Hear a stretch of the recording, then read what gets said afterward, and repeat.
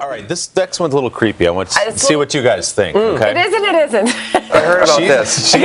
Brooke likes this idea, which tells you a lot about Brooke. Listen to this story.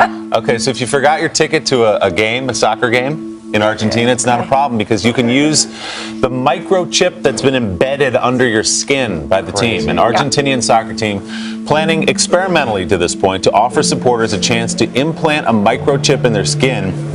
Lets them walk right through, like Easy Pass in your car. It's an Easy Pass. You just walk right into the stadium. But the Easy Pass is in your car, not in your wrist. That's But correct. see, I'm not really thinking about it in terms of sports as much as I would love to put one in my kids. Just to know where they are? I know it's creepy and really futuristic, but my dog has one. Right. And she ran away and ended up, we live downtown, and she ended up, in Harlem. And somebody did deliver her to a facility, a place, and they scanned her, and then they found us.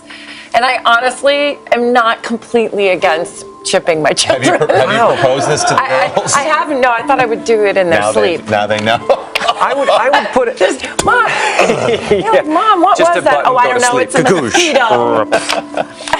There's something about it. I don't know about the scanning and that people are like, oh, it'll help you in the subways. You're going to be programming them to eat their vegetables with a button. It's going to happen, though. Yeah. We're scanning things with our eyes. Yeah. It's not just a thumbprint anymore. It's not just, so I wouldn't put it past it being done. Couldn't we just put it in our phone? Everything's in the phone and swipe the phone When or you get on a something? plane now, you can just beep, you go like that. How do you find your children if they somehow get kidnapped? All right. Really taking this going. I'm bringing it way down. Bring it back to the blacklist. Back to the blacklist. So the official, by the way, if the soccer team says the chip does not have a tracking device. Oh, okay. So they can't follow you, they claim. And it carries only basic information about the fan. My thing about this is, it's not that hard to walk in now. They have scanners on your ticket, and you go beep, and you walk in. Except I like the tracking device. I like a little low jack on my baby. Chip behind closed doors with a team of scientists. I want a baby low. Yeah. Baby low jack. That's what I want.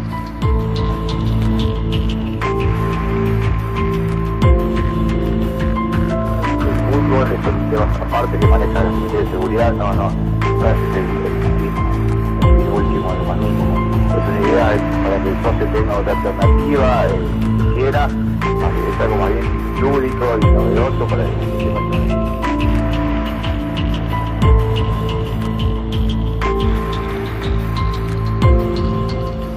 That's because of a proposed law by Kuwait that would require people coming to visit to submit DNA tests so they can tag anyone who comes into the country. This database would be the first of its kind in the world, and if you don't take it as an invasion of privacy, the application is somewhat wonderful if you're an officer investigating. Terrible news if you're a producer of Law & Order. 6 o'clock, the White House has announced new initiatives to increase gun safety by incorporating smart gun technology.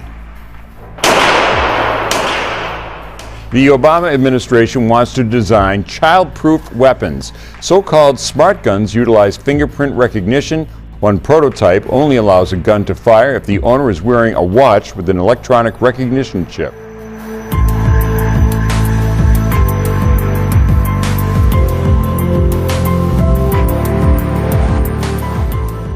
Tonight, would you want to live forever? How about your parents? Would you want to be able to ask their advice long after they're gone, or maybe even spend an afternoon with a deceased spouse? As CBS 2 explores, cloning a loved one is no longer the stuff of science fiction because of digital immortality. Bina is obviously not a real woman, but she does have the mind of one. I think there'll probably come a time when robots like Bina will be living amongst us. She's a clone, sharing not only the appearance of a very real woman named Bina Rothblatt, but also her exact memories, attitudes, and beliefs. This is one opportunity for us to start thinking about changing the way we look at what it means to be human. It's technology we've so far only seen in movies. Self-awareness, manipulations. Now, if that isn't true AI, what is? But in real life, Bina is one of the first clones to be implanted with a mind file representing an actual person's consciousness. The robot can even see thanks to facial recognition software, so she actually knows who she's talking to. As many as 56,000 people have already signed up on the Foundation's website to start uploading the contents of their minds with the hopes of being cloned. It's fascinating, but I think this has a lot of emotional, psychological ramifications. Neuropsychologist Dr. Sanam Hafez says while the technology is incredible, it has the potential to interfere with the natural progression of human life. The way this world works is someone passes away, you get divorced, you move on. But in the future, the robots will not only be able to make the same facial expressions as the people they're modeled after, they will even sound like them. And if you, like me, are completely creeped out, I understand. Yeah, I mean, don't get me wrong. I respect the technology. Yes. Right. Yeah. I don't know. A little too. A little close to home. I'm here almost every day. Same coffee shop, same order. So where are we here? Philadelphia.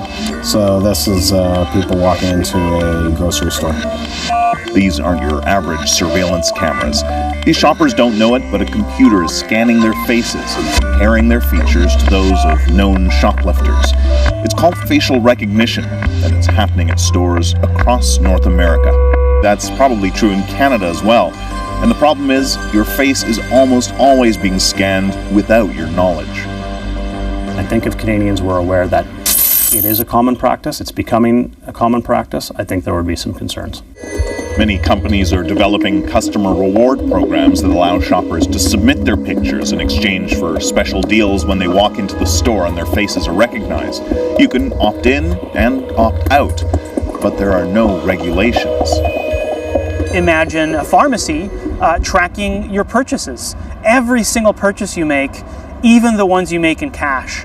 Or imagine a stranger pointing a smartphone at you and being able to identify you by name and pull up your online dating profile from across the room without speaking to you. This is what facial recognition can do. And the corresponding loss of privacy is worth it. I think so. Hello, Mr. Yakamoto. Welcome back to the Gap. Tried to overwhelmingly say selfies are more convenient than passwords and more secure. Selfies are just one example of biometrics, technology that measures our physical attributes. Some privacy advocates don't like the idea of sharing that info, but most everyone agrees it's more secure. It's very hard to counterfeit your face or your fingerprint. As companies like Amazon, Google, and Apple explore new ways to use biometrics, by next year, over 1 billion people could be using these systems to pay their bills. So in our selfie-obsessed culture, your picture could soon be worth 1,000 passwords. Well, tonight, this video taking aim at Target's new inclusive bathroom policy going viral. The policy allows those in the transgender community to use the restroom where they are most comfortable. Let me just put this phone in my shirt pocket here. We're going to go inside and talk to them about their new bathroom policy. Using a hidden camera, Andy Park of Clearwater walked into a St. Pete Target and asked to use the ladies' restroom. Sometimes I get uncomfortable in the men's room. In the video, Park walks up to the customer service desk. The employee, almost stunned by the request, calls a supervisor. I just came by because I wanted to make sure that I was allowed to use the women's room before I went in. Yeah. Is that? Yeah. That's correct. Yeah. That's fine. Yes. The country's highest military court weighing in on the case of a Marine who was court-martialed. She argues it was partly for her expressing her Christian faith. Monifa Sterling posted a single Bible verse in several locations around her desk. Her supervisor said the language was, quote, combative, and ordered her to take it down. But Monifa refused and was charged for disobeying orders. The text read, quote, no weapon formed against me shall prosper, end quote, a play on the verse from Isaiah that reads, no weapon formed against you shall prosper. It's a discovery many people have heard of before. That's charred but not gone. The pages of a Bible. At first glance, I thought it was just gone. Unscathed from a fire. Chris Alamir saw it for himself last week. When I opened it up and saw that the pages weren't even burnt, I mean, I was just... There's a Bible. It was a total shock. Alamir made the discovery while helping salvage items for residents at Arbor Ridge of Eden, where he works security at night. The room is completely torched. I mean, the room is fully involved. But if we look right here, there was plenty of books in the room that were completely gone. There's a Bible. And so that one book, just to make it through the intense amount of heat, the intense fire that was in that room, it was, like I said, it was amazing. Alamir recorded his discovery and put it on YouTube.